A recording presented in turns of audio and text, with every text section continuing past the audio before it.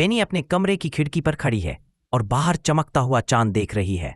चांदनी की हल्की रोशनी आंगन में फैल रही है और बेनी के चेहरे पर उत्सुक मुस्कान है। बेनी बगीचे में चलती है।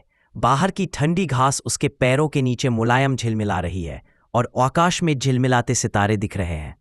चमचमाती चांदनी घास पर पड़ी है और चारों ओर रोशनी बिखरी हुई है। बेनी उत्सुक होकर आसमान की तरफ देखती है और हाथ फैलाकर सितारों की चमक को छूने जैसा महसूस करती है। बेनी चारों ओर घूमती है और एक चमकीली नीली तितली उसका स्वागत करती है। तितली के पंख चांदनी में सुंदर रंग बिखेर रहे हैं और उसकी छोटी उड़ान रात को जादुई बना रही है। बेनी की आंखें खुशी से चमक उठती हैं। वह मुस्कुराकर तितली का स्वागत करती है और तितली उसकी उंगली पर चुपके से बैठ जाती है। उस रात एक हल्की हवा चलती है पर पेड़ पौधे सरसराते हैं। बेनी उस सरसराहट को सुनकर प्रसन्न हो जाती है और उसका चेहरा चमक उठता है। बेनी अब चांद की ओर देखती है। चांद की चमक उसके बगीचे को सुनहरी किरणों से भर देती है और उसे ऐसा लगता है जैसे चांद उसकी नई दोस्त बन गया हो। आकाश में एक चमकीला तारा अचानक तेज हो जाता है और धीरे धीरे नीचे आते हुए बेनी के करीब आ जाता है।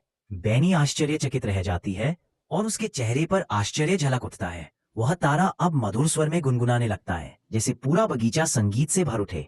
बेनी खुशी से झूम उठती है और खुद को मधुर संगीत में खोया हुआ पाती है। बेनी अपनी छोटी उंगलियों से उस तारे को छूने की कोशिश करती है।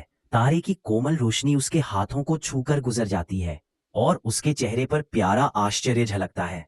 चमकती चांदी में पूरा बगीचा सपनों जैसा लगने लगता है। बेनी को लगता है कि उसने एक जादुई दोस्त बना लिया है, इसलिए उसका चेहरा मुस्कान से खिल उठा है।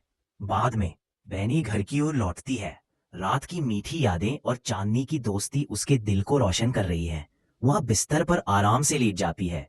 बेनी की माँ पास बैठी है और चांदनी नर्म प्रकाश की तरह कमरे को जगमगा रही है। बेनी धीरे धीरे आंखें बंद कर लेती है। चांदनी उसकी मुलायम चादर बनकर उसे मीठे सपनों में ले जाती है।